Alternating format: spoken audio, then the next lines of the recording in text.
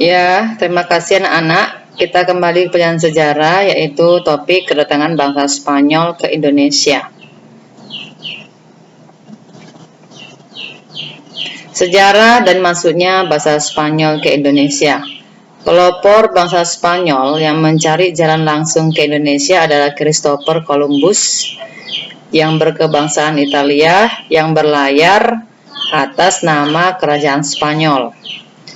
Setelah 2 bulan, Christopher sampai di sebuah pulau yang kemudian dinamakan San Salvador. Tetapi di situ Columbus gagal mencapai India. Setelah Columbus gagal menemukan India, ekspedisi Spanyol selanjutnya ke daerah rempah-rempah dipelopori oleh Ferdinand Magellan. Berbeda dengan armada Portugis, pada tahun 1519, Magellan berangkat melalui Samudra Atlantik.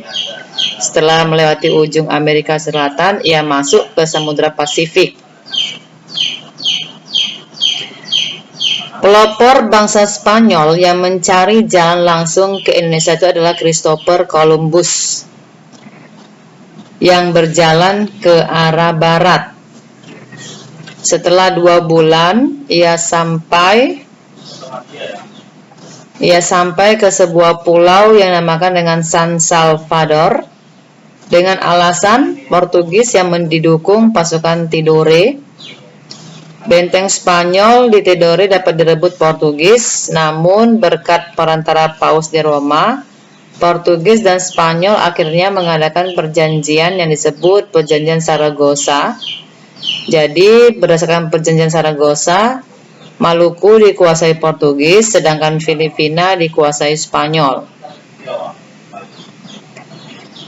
Dan Columbus gagal menemukan India, sehingga ekspedisi Spanyol selanjutnya ke daerah rempah-rempah yang dipelopori oleh Ferdinand Magellan, yang tadi sudah Ibu jelaskan pada slide pertama. Magellan berangkat menuju Samudra Atlantik. Ia tiba di Filipina tahun 1521. Sewaktu mencoba mengatasi perang antar suku di Cebu, Magellan terbunuh. Ia digantikan oleh Del Cano. Dalam perjalanan kembali ke Spanyol, mereka singgah di Tidore, sehingga saat itu terjalin kerjasama antara Spanyol dan Tidore. Kerjasama tidak hanya dalam hal perdagangan, tapi juga diperkuat dengan dibangunnya benteng Spanyol di kantor dagangnya di Ternate. Portugis merasa terancam dengan hadirnya Spanyol di Tidore. Hal ini diperkuat lagi dengan kenyataan Tidore dan Ternate telah lama bermusuhan. Sekarang kita lihat apa tujuan Spanyol masuk ke Indonesia. Pada awalnya, bangsa Eropa ke Indonesia hanya untuk membeli rempah-rempah dari para petani Indonesia. Namun, dengan semakin meningkatnya kebutuhan industri di Eropa akan rempah-rempah, mereka mengklaim daerah yang kemudian kunjungi sebagai daerah kekuasaan. Di tempat-tempat inilah bangsa Eropa monopoli perdagangan rempah-rempah dan mengeruk kekayaan alam sebanyak mungkin. Bangsa Eropa pun tidak jarang mengadu domba berbagai kelompok masyarakat yang kemudian mendukung salah satunya. Dengan cara mengadu domba inilah mereka dengan mudah dapat mempengaruhi penguasa untuk memberikan hak-hak istimewa dalam berdagang.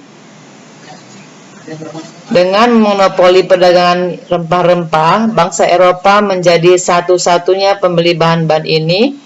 Akibatnya harga bahan pun sangat ditentukan oleh mereka. Nah, inilah yang maksudnya dengan monopoli perdagangan. Dampak datangnya bangsa Spanyol ke Indonesia. Kedatangan bangsa Spanyol di Tidore membuat Portugis merasa terganggu. Karena hal tersebut berarti Spanyol akan terlibat juga dalam aktivitas perdagangan rempah-rempah yang akan mengganggu hak monopolinya. Maka terjadilah konflik antar kedua negara. Negara Portugis menuduh Spanyol telah melanggar perjanjian Tordesillas tahun 1494. Isi perjanjian tersebut tidak lepas dari campur tangan secara langsung Paus Alexander VI, dan pada intinya membagi dunia di luar Eropa menjadi duopoli eksklusif antara bangsa Spanyol dengan Portugis. Pada tahun 1509 terjadi perundingan yaitu Saragossa yang ditandatangani pada tanggal 22 April tahun itu. Isi dari perjanjian tersebut adalah menentukan lebih tepat batas ke arah barat wilayah kekuasaan Spanyol dan batas arah timur merupakan wilayah Portugis. Tujuan dari perjanjian ini untuk memperjelas perjanjian Tordesillas tahun 1494. Nah, jadi yang Ibu ingin adalah kamu meringkas. Ya, meringkas yang sudah Ibu tayangkan di slide ini, meringkas dan pindahkanlah ke dalam buku catatan IPS kamu dan kirimkan ke GC Sejarah. Oke anak-anak, selamat belajar. Ingat, usaha tidak mengkhianati hasil. Salam sehat.